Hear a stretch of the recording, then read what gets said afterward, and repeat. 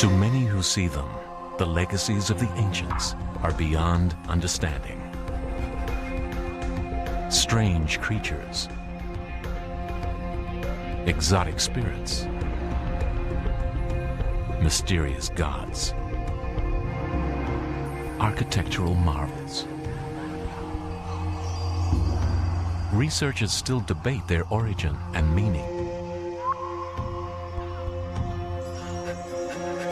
They appear unearthly, alien, leading some to believe the knowledge of the ancients arrived from another world. What strange forces were at work here? Did alien gods instruct our ancestors? Or is there another explanation hidden in history? Other clues strewn through human antiquity, revealing the real ancient astronauts.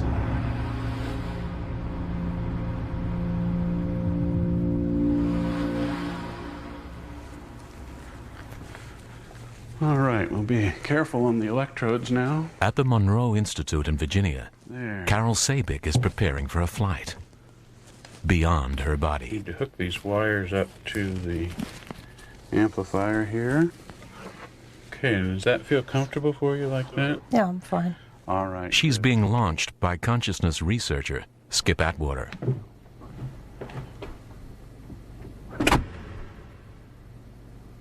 Okay, Carol, if you're ready now, I'm going to turn the lights out. And we're ready to begin.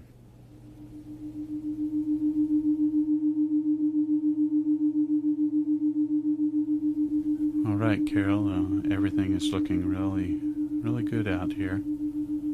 I want you to continue to relax now.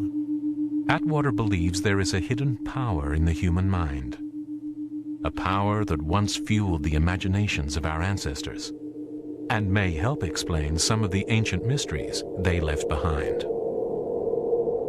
As the centuries have rolled by, we've forgotten some of the ancient things that we could do as humans, some of the ways in which we had of knowing things and learning things. Relaxing more and more. And when you're ready, go ahead and move on out.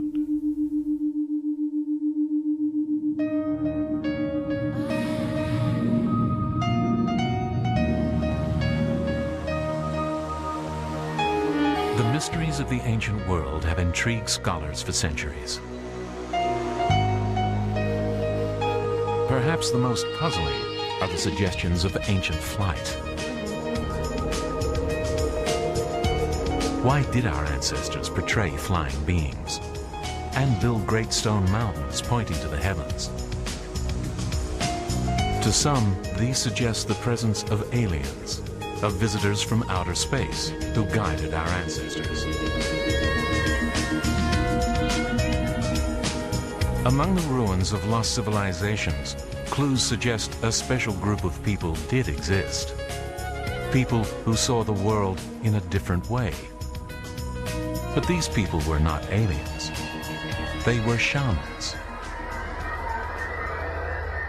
When we use the word shaman, we're referring to a man or a woman, or a group of men or a group of women who are identified by their community in some way or another to help the community. And these individuals have the special talent to alter their consciousness, to regulate their awareness, so that they can obtain information that other members of their social group cannot access. In some ways, we might say that shamans were not only the first physicians, the first healers, the first storytellers, the first creative artists, but also the first scientists. The science of the shamans may be considered crude by today's standards, but it was no less important. Some researchers believe shamans were the first to experiment with the subconscious mind, and through these experiments, set the course of human development. To understand the science of the ancient shaman, researchers must enter their laboratories.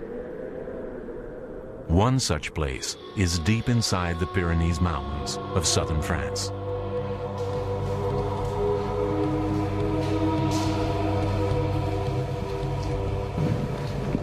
I think we'll probably find some paintings up there as well. I think this is the path through here. It's a long way. Yes, I think it's quite from the entrance. How far is it from the entrance now? 700 meters. 700 meters. Yeah. And these people did it without any lights at all. Well, hardly. Very small lights. The explorers who ventured into this underground realm some 14,000 years ago experimented with an extraordinary new skill: image making. The artworks they left behind are amongst the oldest in history. The emergence of art is an important chapter in human development, signifying a new form of intelligence. There is a horse which Yes. is... But to researchers David Lewis Williams and Jean Clot, these images at Neo have more to tell us. To the untrained eye, the paintings depict animals of the time, animals central to the hunter-gatherer lifestyle of the artists. I'm interested in the way those two bison heads look one way and one the other way. To Lewis Williams and Clot, these images also record the presence of the shaman. Well, first of all, we've got to realize that the way in which the paintings are placed on the rock doesn't represent animals in the real world, animals standing in a field, for example. They are done one on top of the other, and sometimes only in fragments. These researchers believe powerful visions inspired ancient shamans to leave their mark. Visions which emerged from the depths of their subconscious minds. They were in the world of the spirits, very far away from the natural world where people lived. And so they expected to see the spirits on the wall. And of course they saw them because they used those flickering lights which made the cave walls live.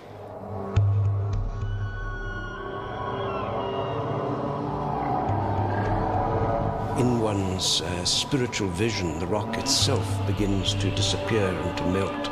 Then one sees one animal after the other, stretching back through an infinity of visions deep, deep into the spirit world. In an altered state of consciousness, he hears the animals and eventually sees the animals, and eventually, in some instances, fixes those animals with paint and scratched lines on the wall of the cave, which is the membrane between him and the spirit world. Okay, let's go through here.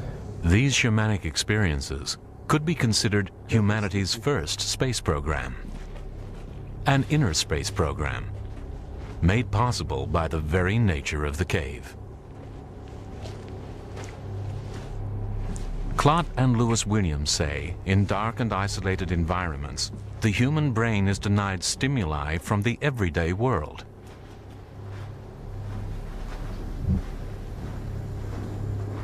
This sensory deprivation frees the mind, leaving it open to other influences. That's where the echoes come from. Oh, yeah. These big spaces up like that, I think. And they made the With sensory deprivation, even simple sounds can have a powerful effect on our consciousness. of the wall. Or maybe they knew the hollows caught the sound, and so they put the paintings there too. Well, quite possible. Sure. Well, I think this is the sort of place that caught the echoes of rituals. Oh, yeah, sure. I'm sure the sound must have played a big part in the rituals. Okay, let's look. Most images have been recorded in only one section of the 1.5-mile-long cave. A place with unique acoustic properties. 90% of the animal representations are there. It's the only place in Neo where you have a special acoustics with an echo.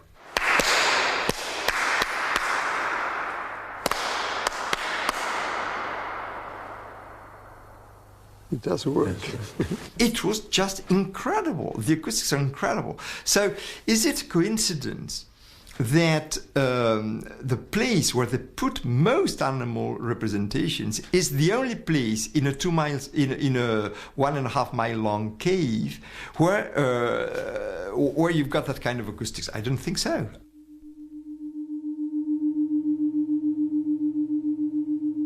Skip Atwater is using sound and sensory deprivation to alter Carol's state of consciousness.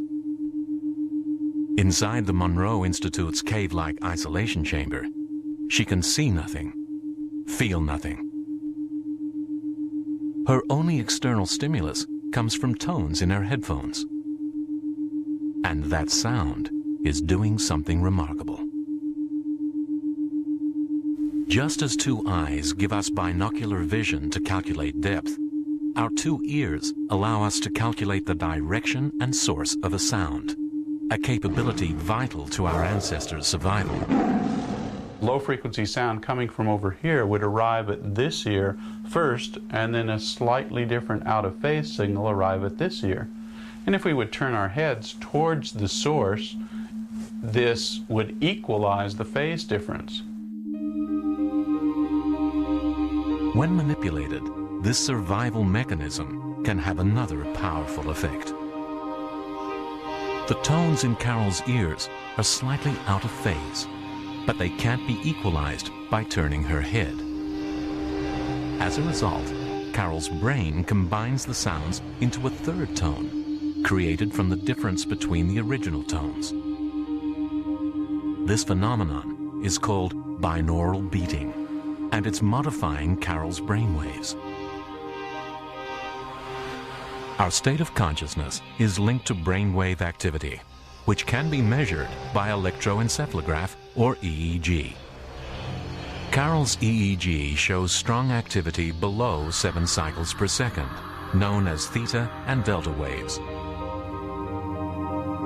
These frequencies are usually associated with dreams and sleep, but Atwater says Carol's state is better described as body asleep, mind awake.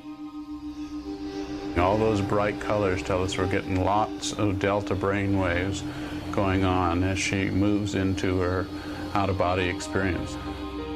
The states of allowing your mind to travel away from your body, or that has been characterized by some as an out-of-body experience of this consciousness movement, is one that's characterized by this slow wave delta.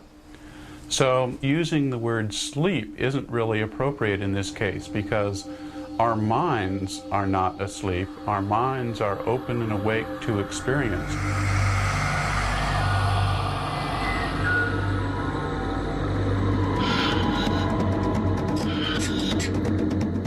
Stanley Krippner says ancient stories of flight were not inspired by aliens, but by shamans.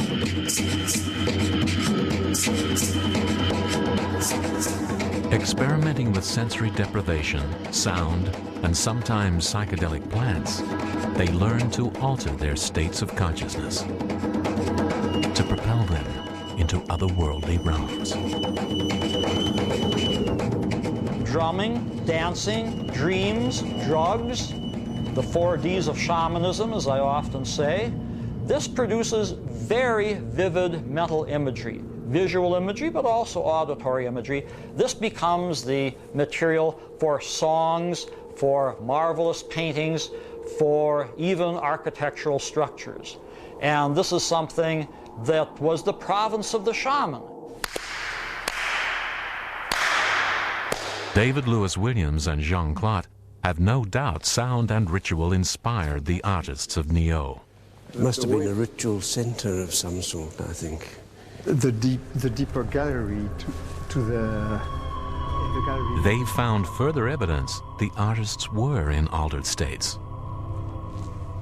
So now we're coming to the dots. Strange geometric patterns on the cave walls. Concave, and people put paint on their fingers, and then they marked the rock like that. Similar patterns, known as entoptic images, are often reported by modern humans entering an altered state of consciousness. There are a limited number of geometric shapes that are wired into the human nervous system that appear in glowing forms within one's vision. Entoptic images appear superimposed over normal vision and are thought to be generated in the visual cortex, the part of the brain where signals from the eyes are processed. Dots arranged in lines and grids, crosshatches and zigzags, appear in many of humanity's oldest artworks. Professor Lewis Williams believes many of these geometric images are a record of shamans, exploring the hidden depths of their minds. Another very important form is the vortex or the spiral, which represents almost throughout the world the tunnel or the entrance to the spirit world. So that going through the vortex, the shaman then comes out on the other side in a completely new spiritual realm.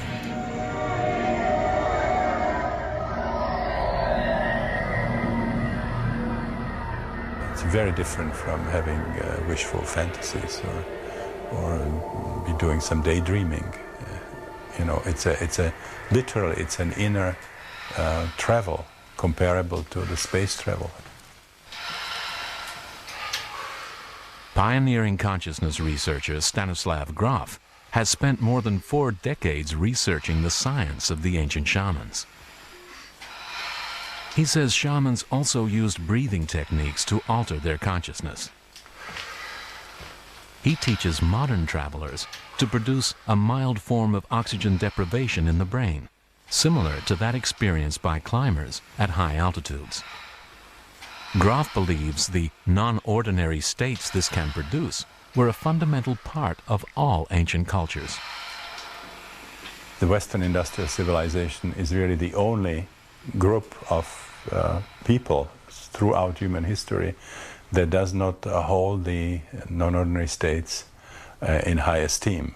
Every other group sort of a tremendous appreciation of these states, and they spend a lot of time and energy trying to develop very safe and effective ways of inducing these non-ordinary states. Human consciousness remains largely a mystery to science.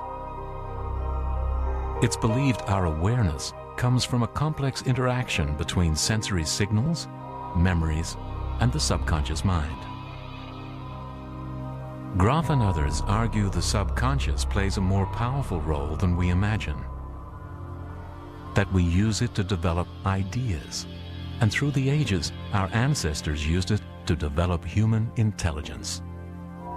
The ideas, the inspiration that can come from the non-ordinary states can help later when the person returns into the ordinary state, you know, to substantially improve one's way of being in the world.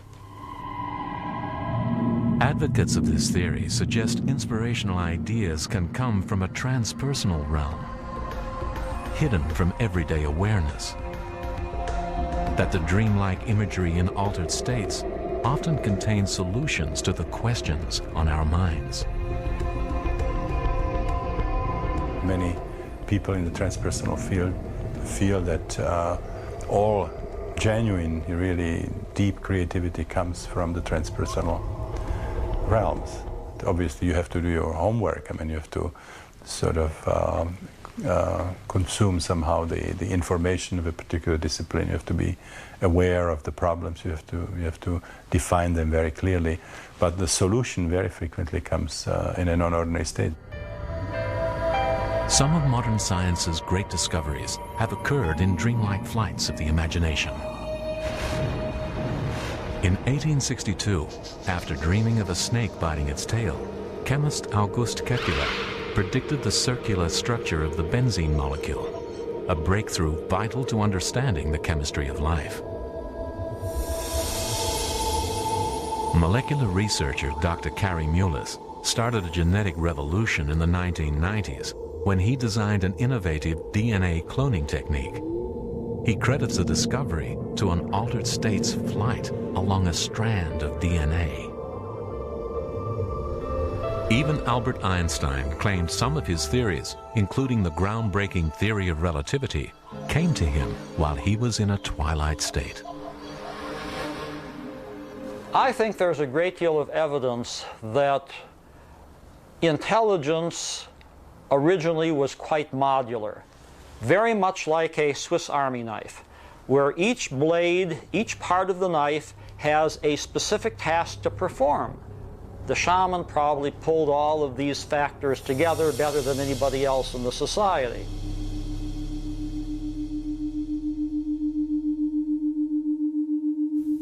All right, Carol, come on back now. Come on back to the booth here in the lab. It's time to be ending the session. You've been gone quite a while now. Come on back. That's better. I can see that you're back now. Very good.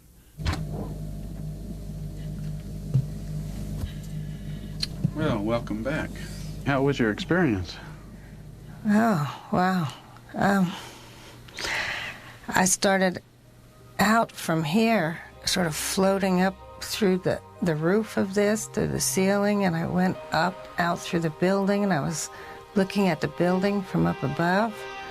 And then it was like I flew over the whole scenery here up to like a cabin that's up on the hill, and I was looking at the cabin from the outside. And then from there, I was out in this space. All of a sudden, I felt this being come close to me and couldn't really see it. I could just sort of feel this energy. Carol's altered states encounter may help explain the origins of many ancient beliefs. In another age, it may have earned her a reputation for special power to fly to a realm of spirits and gods and return with inspiration and ideas.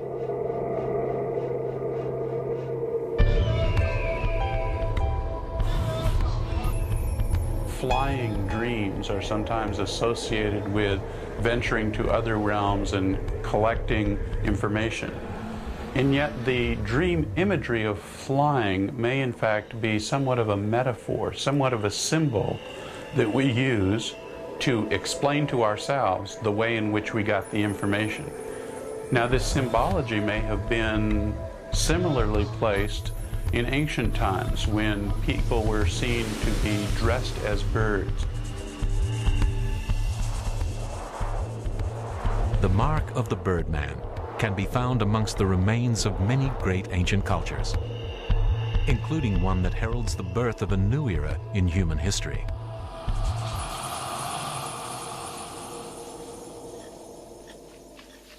In Turkey, archaeologists study the oldest urban settlement yet discovered, Çatalhöyük. I was infill between the walls. Yeah, I saw that actually, a big area of infill there. Built 9,000 years ago, its honeycomb of mud brick houses sprawled over 30 acres.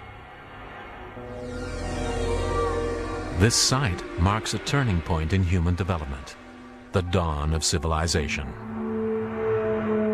Here we find the first evidence of organized agriculture, alongside traditional hunting and gathering. So at this very, very important moment in human development, when they shift from a hunter-gatherer mobile way of life to a settled farming way of life, we get an insight into their beliefs, their ideas, their thoughts, their perceptions of the world. That's why perhaps Çatalhöyük holds the key to an understanding of this important shift in human history. Project director Professor Ian Hodder says shamanic ritual played a central role in life at Çatalhöyük. Excavations reveal many of the houses were also used as shrine rooms. We can visit them today in virtual reality. One entered them by going down a ladder into a chamber, and then one crawled through a small opening into a deeper chamber, and then through another small opening into a deeper chamber. Professor Lewis Williams believes shamans associated the underworld of caves with their ability to fly. But at Çatalhöyük, he says they no longer relied on nature's launch pads. They built their own.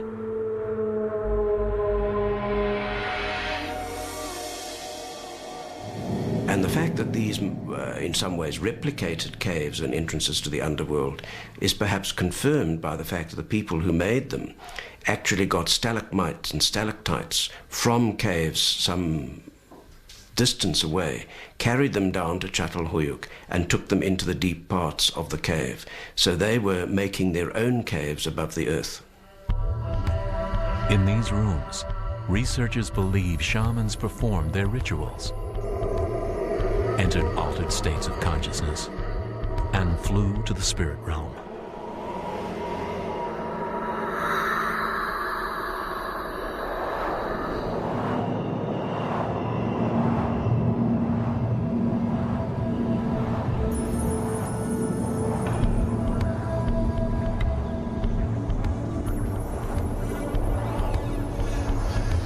One of the beliefs to emerge from this culture was the concept of an afterlife. With permanent settlement and agriculture, the power of animal spirits diminished. They were gradually replaced with human spirits, the spirits of the dead. Now that animals were domesticated, they lost their mystique, and instead there was more of a reliance on ancestors from the spirit world for help. As the beliefs of the shamans changed, so would their altered states experiences. They buried the dead under platforms within the houses, and to communicate with their spirits, shamans now journeyed to a different realm, a realm in the skies above. There is evidence that that humans may have been dressing up as vultures. In one of the paintings, the vulture figures seem to have human legs. Our interpretation of the art is that what it's telling us about is sort of a mythical process of relationship with the ancestors, perhaps through flight and through birds who take flesh and who go to a higher world. After experiencing the sensation of flight, shamans would describe it to their communities. Their extraordinary tales could explain how the afterlife became such a powerful belief in many ancient cultures, and the motivation behind some of the greatest architectural achievements of the ancient world.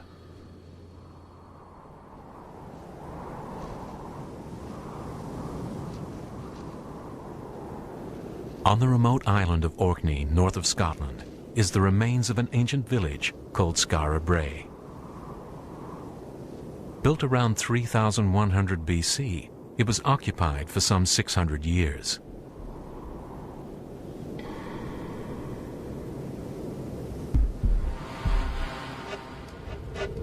As at Çatalhöyük, it's thought shamans here believed they could commune with the dead.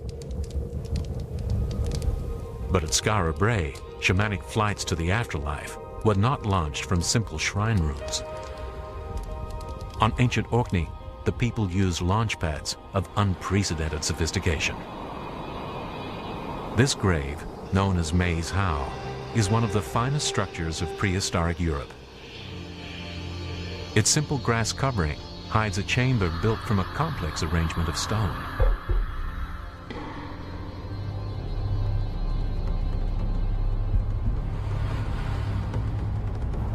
Orkney shamans are thought to have come here to receive inspiration and knowledge from the dead. One extraordinary feature of this site you cannot see, you can only feel. Helmholtz resonance is the effect that you get when you blow across the neck of a bottle.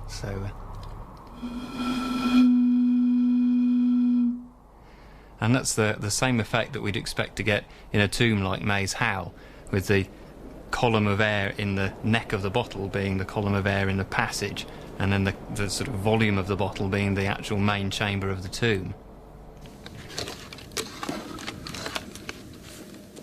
Dave Keating and Aaron Watson from Reading University in England have come to measure the acoustic effects in Maes Howe.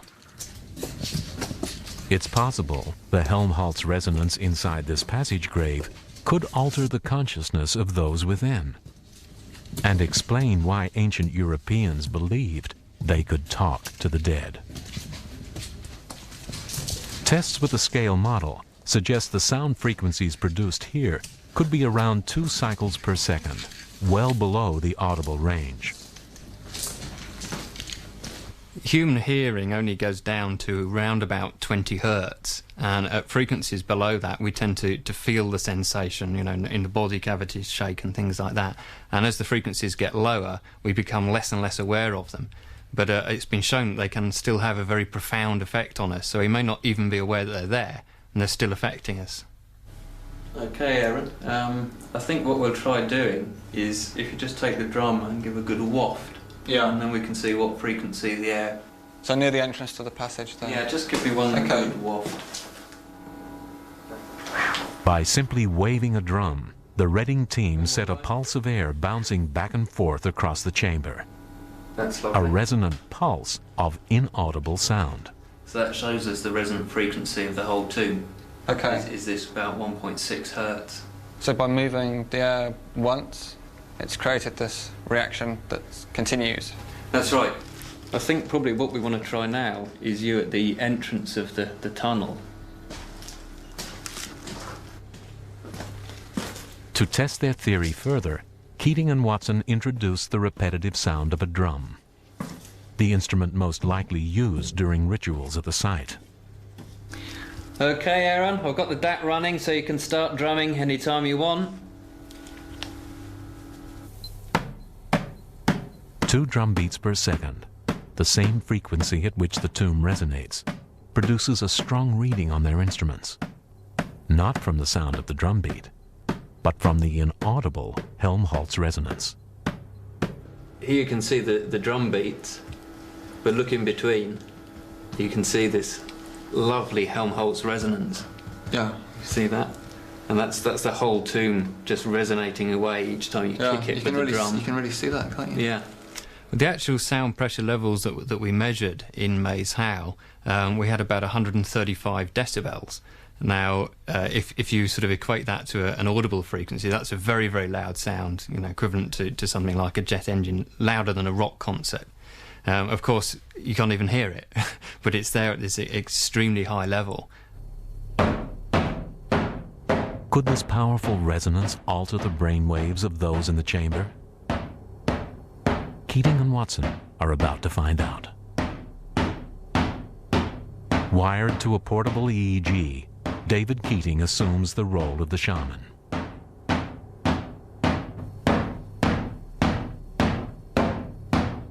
After a few minutes of drumming, David's brain waves have begun to slow, showing heightened theta activity typical of the twilight state at the edge of sleep.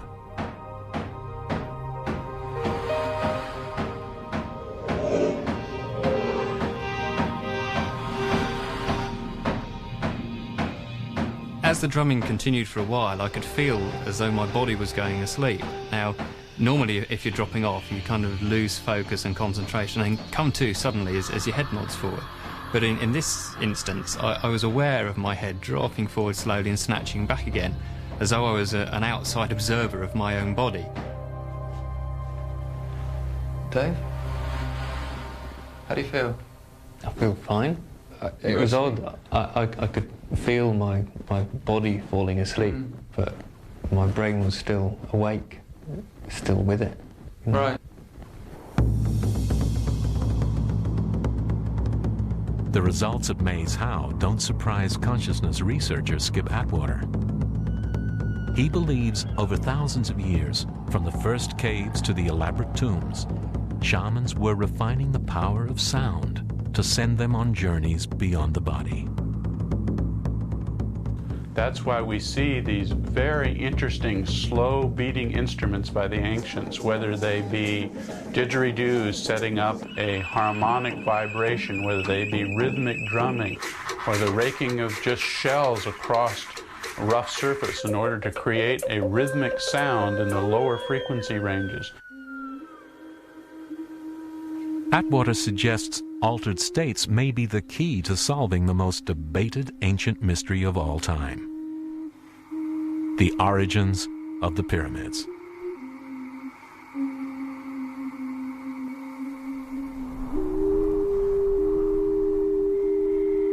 In a valley in the Mexican highlands lies the ancient city of Teotihuacan, the city of the gods. A vast complex, once covering 8 square miles, it is regarded as Mesoamerica's first metropolis. Some have explained the pyramids here as the work of aliens, but they can also be explained as the ultimate symbol of shamanic flight. On the city's main avenue, known as the Way of the Dead, sits the Pyramid of the Sun, an extraordinary machine designed to project spirits from an underworld cave to the heavens and the afterlife. Teotihuacan was the sacred city of central Mexico, so it was a model of the cosmos, of the Mesoamerican cosmos. It was conceived as a 3-level entity with an underworld, a terrestrial space, and a celestial sphere. So the pyramid itself should be on top of a cave or a tunnel, because that's the symbol of the underworld, and the pyramid itself like a stair going up to the skies.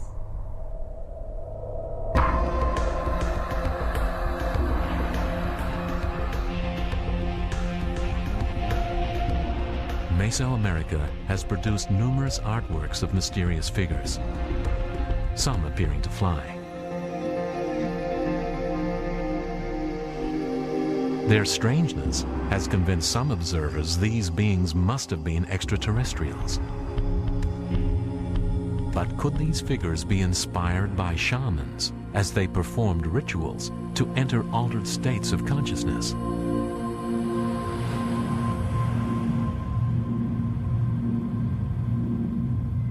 To be kind of careful about Skip Atwater has come to explore that possibility. So we're just going to snap this on like this. Using a portable EEG monitor, he'll record the brainwave activity of Mexican musician Augustin Pimentel. On top of the head up to the crown. Augustin is about to participate in a musical ritual at the city's sacred center. Like this. Okay, I'm now going to check the electrode connections with the Compumetics portable EEG machine, moving from its original design and measuring sleep cycles in outer space on the space shuttle to now moving and testing the dimensions of the mind in inner space. Teotihuacan's priests conducted rituals in many caves beneath the city.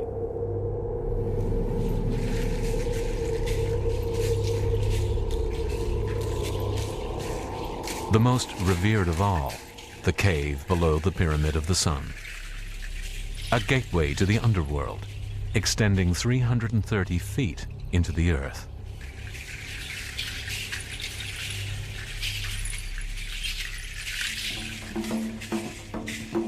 Augustin and his group Tribu will perform their sacred music using traditional instruments, many replicated from archaeological finds. We have found many different instruments coming from the site, so we have an idea that music was a very important component of that society, maybe used ceremonially, ritually.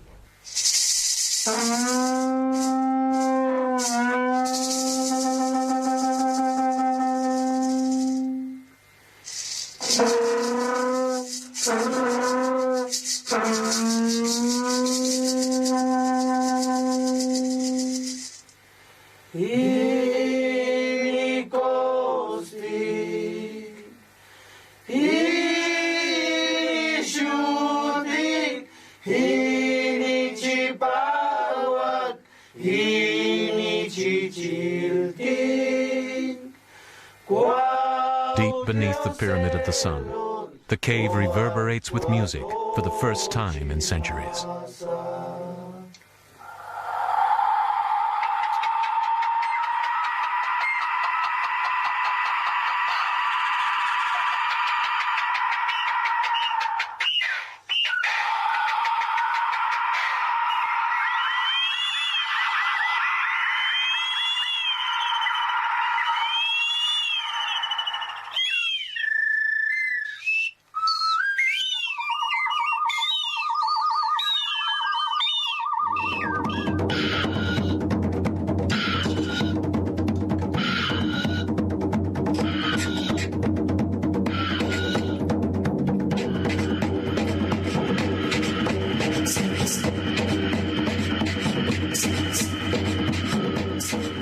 As tribute bring the underworld to life, the musicians are exposed to a complex mix of frequencies and phases as sound waves bounce off the cave walls.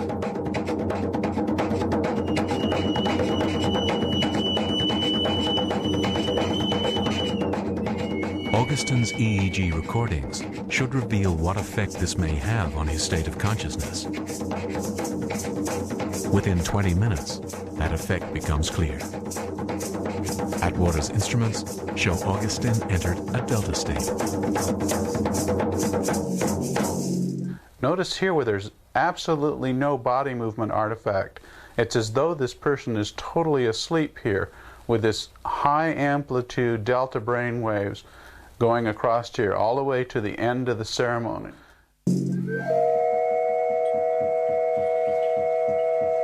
We went into a sacred place and replicated a ceremony that purportedly allowed these ancient peoples to travel, to see, to enter into deep meditative states, deep consciousness states that we characterize today as being akin to being asleep and yet having our minds awake.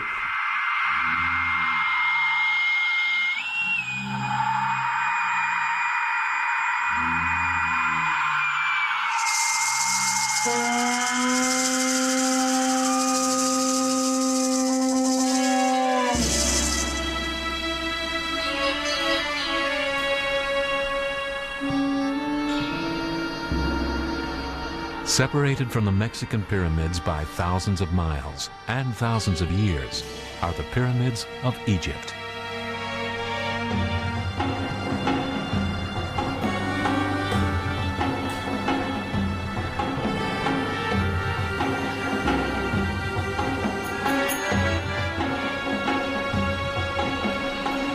Some explain their uncanny similarity as the work of alien overseers. But this could also be explained by a common desire to travel from the underworld to the heavens through shamanic flight. You have to go in depth to the mind of the Egyptian and the thinking and the thoughts to understand how they did that. But today, most of the people who believe in the spiritual value of pyramids, they look at it only from outside. And that's why they began to imagine no one can do it. Like the people of ancient Mexico, ancient Egyptians believed in a cosmos with three tiers: the underworld, the earthly, and the heavens.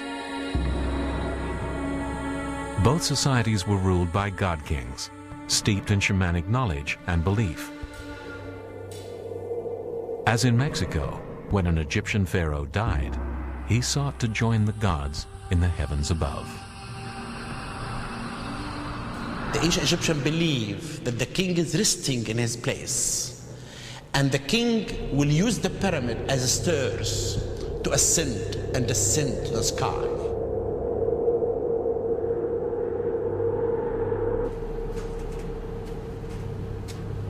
These stairways to the stars are marvels of engineering and design. But beneath their complexity lies a concept shared by the builders of Çatalhöyük, Maes Howell, and Teotihuacan.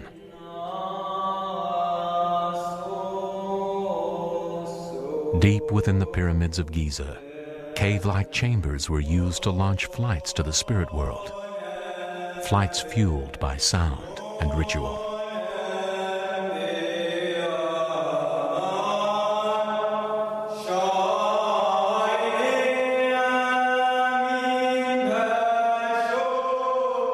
When they closed the body of the deceased inside the tomb, rituals started in a glory, mysterious, darkness music.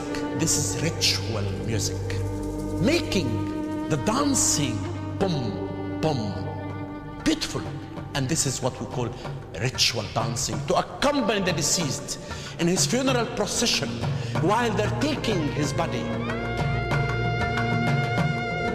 Could these sounds and ceremonies have been inspired by past journeys to inner space?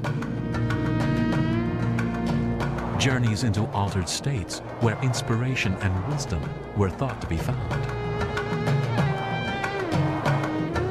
It could explain the motivation behind the most elaborate caves in human history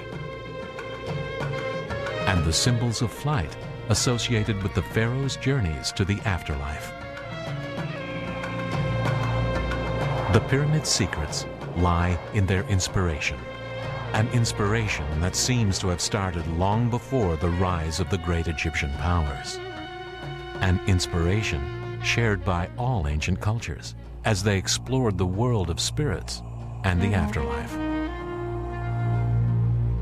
They were ordinary people like us. They were not giants. They were not people who came from out of the space. They were normal people, but they designed a specific program for the afterlife.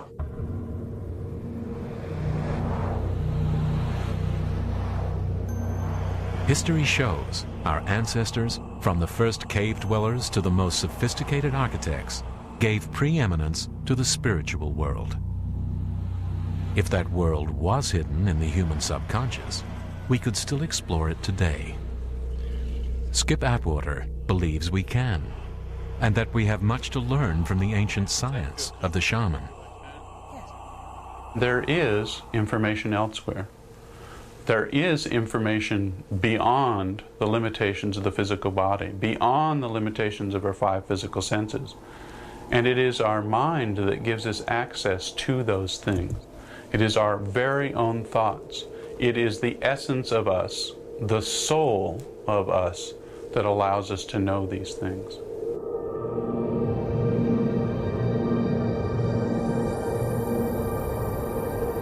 I believe that there are 2 modes of learning about the universe. And what's fascinating to me is that, like our experiences in everyday consciousness using the senses, this other mechanism can also convey absolutely new information.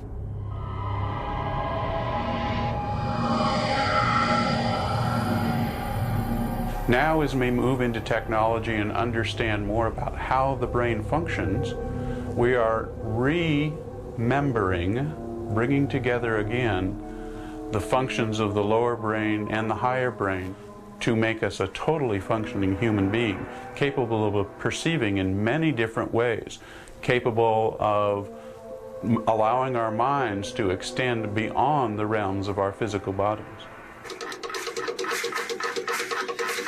The ancient shamans seem to have used their higher and lower brains with extraordinary impact on human development. They were first to turn their imagination into images, giving birth to art and writing. The importance of the appearance of imagery just cannot be overemphasized. It is one of those factors that changed human society forever. Genetic biological evolution reached its peak at a certain point in time, which was then manifested by the capacity for symbolic art and metaphorical storytelling. At that point, there was a shift. At that point, evolution became social rather than biological. For thousands of years, this social evolution was guided by the shamans. Wise men and women thought to have superhuman access to the spiritual realms. What we're talking about is evolution, and we are very fortunate that the shaman and the community had this respect for the information from the other worlds to help them survive in a world that was often hostile.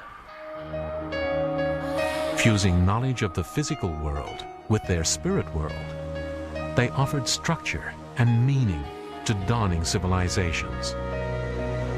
Intelligent and innovative civilizations whose remarkable achievements intrigue us today. I'm very amused by people who say that the great pyramids of the world must have been transmitted by aliens from outer space. I think that this is very naive. human beings had the intelligence back then to do these marvelous architectural works. 2, 1, and liftoff of Space Shuttle Atlantis. A modern astronaut's brain capacity is identical to that of an ancient shaman. For 40,000 years, the only evolutionary change to the human brain has been the ideas within. The more we discover the true nature of our minds, the more we may come to understand the ancients. Where once we saw alien gods, we may finally see the real ancient astronauts, our very own and very human ancestors. I've seen the pyramids of Mexico, I've seen the pyramids of Egypt, I've seen the caves of southern France, incredible works of art. For all we know, the aliens came to learn from us.